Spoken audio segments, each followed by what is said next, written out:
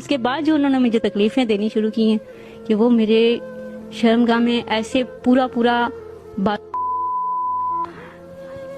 وہ تکلیف دیتے تھے کہ آپ سوچ نہیں سکتے کہ زمین پھٹی نہ آسمان ٹوٹا۔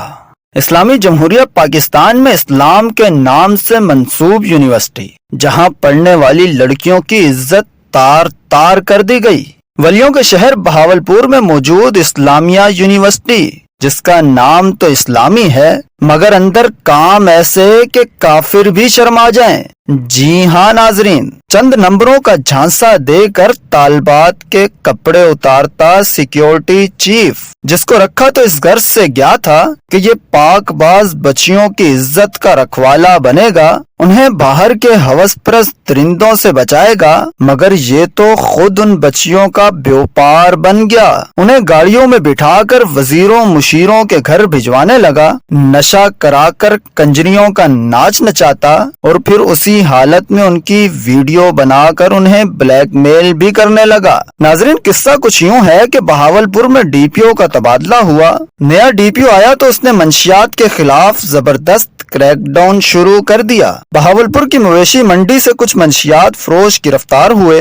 دوران تفتیش انہوں نے بتایا کہ اس علاقے میں سب سے زیادہ منشیات کا استعمال تو بہاولپور یونیورسٹی میں ہوتا ہے۔ یہ ہوشربا حقائق سامنے آنے کے بعد پولیس نے اس یونیورسٹی سے منسلک سڑک پر مستقل ناکہ لگا لیا۔ ایک روز اس سڑک پر اچانک ایک کلٹس کار نمودار ہوئی اور پولیس کا ناکہ دیکھ کر جھٹ پٹ یو ٹرن لیتی رونگ سائیڈ پر دوڑنے لگی۔ جب پولیس نے پیچھا کر کے اس کار کو روکا تو معلوم ہوا کہ اس گاڑی میں سوار شخص کوئی عام نہیں بلکہ پاکستان آرمی سے ریٹائرڈ میجر اور بہاولپور یونیورسٹی کا سیکیورٹی چیف اعجاز حسین شاہ تھا، جس کے ساتھ قابل اعتراض حالت میں ایک لڑکی بھی موجود تھی۔ مزید تلاشی لینے پر اس کے پاس سے ایک والیٹ اور 2 موبائل برآمد ہوئے۔ جب والیٹ کی تلاشی لی گئی تو اندر سے چرس، آئس اور ہائی ریٹ وائگرا کی گولیاں برآمد ہوئیں۔ اس بنا پر اسے گرفتار کر لیا گیا۔ دوران تفتیش جب موبائل کی تلاشی لی گئی تو اندر سے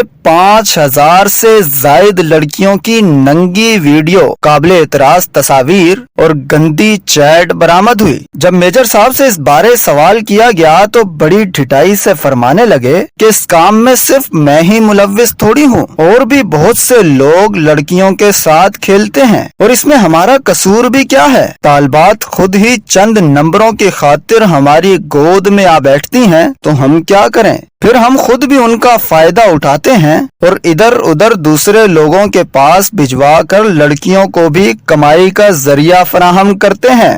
ناظرین، اس کی اس بات میں تھوڑی بہت صداقت تو ضرور ہے، کیونکہ جب تک کوئی لڑکی خود اپنی عزت نیلام نہ کرے، خود اپنے آپ کو کسی کے آگے پیش نہ کرے، تو بھلا کون اس کی عزت پر ہاتھ ڈال سکتا ہے؟ ہمارے ملک کا ایک بڑا المیہ یہی ہے کہ جب بھی کوئی سانحہ ہوتا ہے تو برساتی کیڑے نما اینکر لڑکی کو معصوم قرار دلوانے بلوں سے باہر امڑ آتے ہیں۔ عائشہ ٹک ٹاکر کے کیس میں بھی اقرار الحسن اور یاسر شامی نامی اینکر نے یہی کیا تھا۔ بعد میں حقیقت کھل کر دنیا کے سامنے آ گئی تھی۔ اس کیس میں بھی چند ٹی وی اینکر معصوم کی رٹ لگائے ہوئے ہیں، مگر ناظرین ایک بات تو اٹل ہے، نمبروں کا ملنا نہ ملنا کوئی اتنی بڑی مجبوری نہیں کہ جس کے عوض اپنے کپڑے تک اتار پھینکے جائیں۔ اس کیس میں جتنے قصوروار سیکیورٹی چیف اور پروفیسرز ہیں، اس سے کہیں زیادہ قصوروار وہ لڑکیاں ہیں۔